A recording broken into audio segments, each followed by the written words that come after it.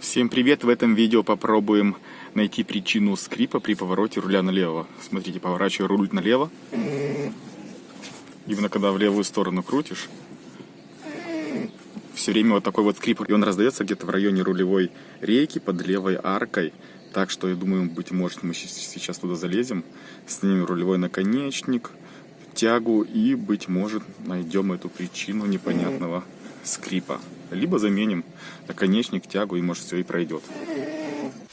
Так как этот неприятный скрип раздается в районе рулевой колонки, где-то вот в этом месте, и это происходит только когда тепло, поэтому давайте заглянем под арку и посмотрим, что у нас здесь находится. Так как все рычаги передней подвески я заменил, плюс заменил передние амортизаторы, остается только дело в рулевых наконечниках и в самой рулевой рейке. Так что посмотрим, уйдет скрип после замены рулевого наконечника или нет. Для этого мне пришлось открутить, естественно, рулевой наконечник, потом открутить от самой рейки рулевую тягу, сняли пластмассовую защиту, чтобы здесь было больше доступа, и, естественно, сняли сам пыльник. Как итог, у нас появился доступ к самой рейке.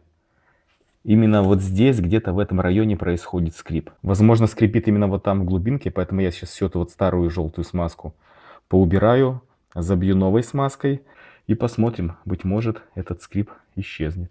В качестве смазки опять решил использовать ШРБ-4. Взял эту смазку и там все попробовал, где смог достать, все промазал. Теперь собираю все обратно и буду делать тестовые поездки. Слышно, как немножко гудит гидроусилитель руля уже, но самого скрипа этого нет. Даже скажу вам более, я уже не один день катаюсь на машине. Все, никаких скрипов при повороте руля больше нет. Теперь слышно только гидроусилитель.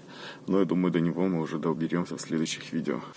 Рулевую рейку немного смазал ШРБшной смазкой, но самое главное, заменил рулевой наконечник. Как менять рулевой наконечник, смотрите прошлое видео. Ничего сложного здесь нет. Но смотрите, рулевой наконечник, который у меня стоял, он в хорошем состоянии, во-первых. Тут никакого вообще нету люфта. Очень туго поворачивается. Сама шаровая, я бы сказал, даже не то что идеальная, но в хорошем состоянии. Но самое интересное, что мой рулевой наконечник, он идет вот с таким вот резиновым демпфером. Смотрите, здесь, если здесь присмотреться, видно, там стоит такая вот резина. Такие рулевые наконечники намного лучше обычных, когда не просто железо, а есть вот такая вот прорезиненная опора. Но, как показала практика, их минус может быть в том, что они со временем, с годами при повороте руля начинают скрипеть. Этот демпфер уже потрескивался, сюда вода начала попадать. И при повороте руля, когда идет большое усилие на рулевой наконечник, здесь какие-то скрипы начали появляться. Поэтому, если вы поворачиваете руль и слышите скрип, обратите внимание на рулевые наконечники, а именно на этот вот резиновый демпфер. Что на этом все. До скорого.